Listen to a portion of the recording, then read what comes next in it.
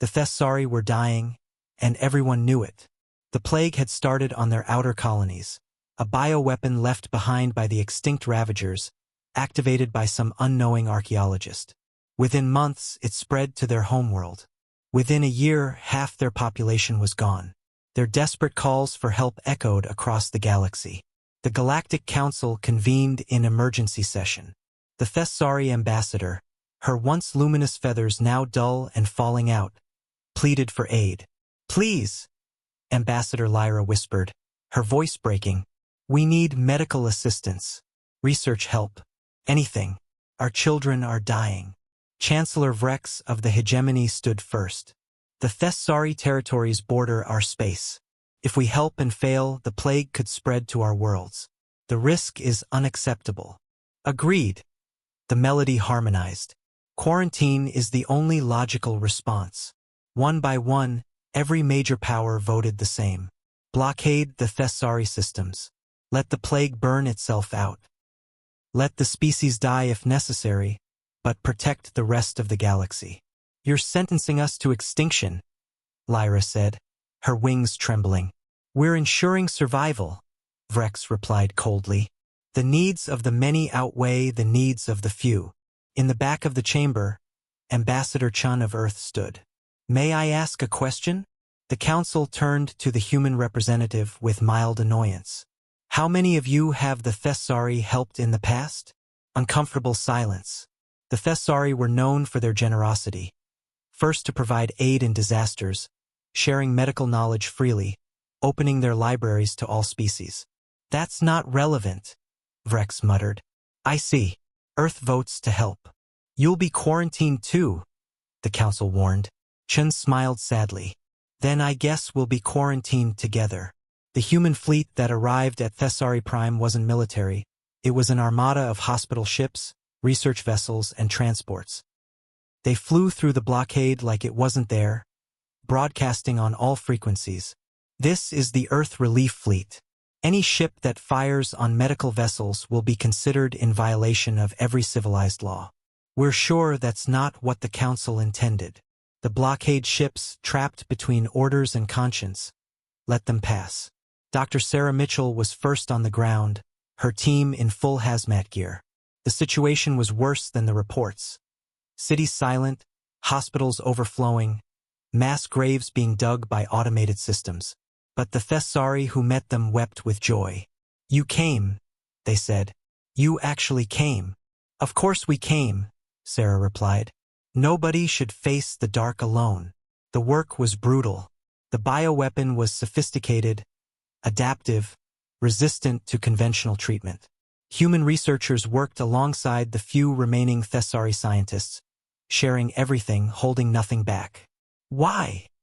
asked Dr. Kirill, the Thessari's lead researcher. "Why risk your entire species for strangers?" "Because that's what makes us human," Sarah answered, not looking up from her microscope. "Besides, you're not strangers. You're neighbors, and neighbors help each other." 3 months in, they had a breakthrough. Not from advanced technology or brilliant deduction, but from an old human trick, thinking sideways. The bioweapon was designed to attack Thessari DNA. So instead of trying to stop it, they gave it something else to attack. A harmless synthetic sequence that mimicked Thessari genetic markers, delivered through aerial dispersal.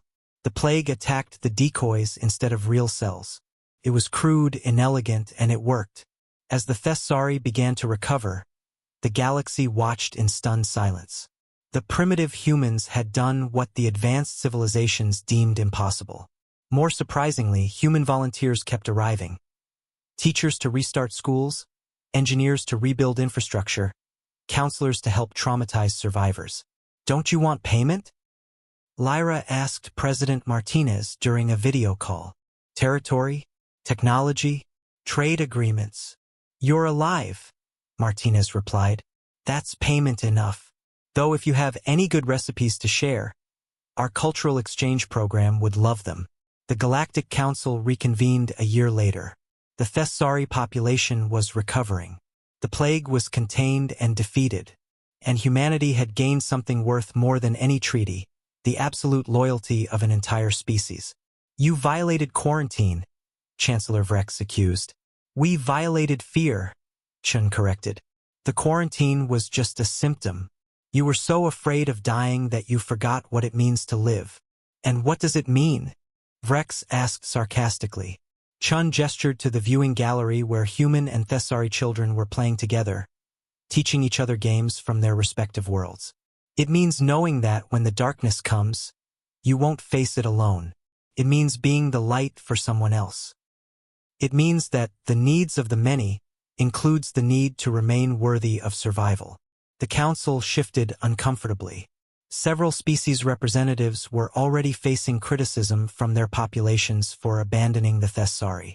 Lyra stood, her feathers regrown and radiant. The Thessari formally request to join the Terran Alliance. We don't have a Terran Alliance, Chun said, surprised. You do now, Lyra smiled. 3 other species have already asked to join. Turns out, knowing someone will come when you call for help is worth more than all the military packs in the galaxy. As the council session ended in chaos, with multiple species reconsidering their positions, Chun walked over to Lyra. You know this changes everything, he said. Good, she replied. Everything needed changing. The galaxy forgot that strength isn't about standing alone. It's about standing together. You reminded us. We just did what anyone should do. Exactly. And that's what makes it extraordinary. Above them, human and Thessari ships worked side by side, building a joint station. A symbol that in the darkest times, no one stands alone. At least not anymore.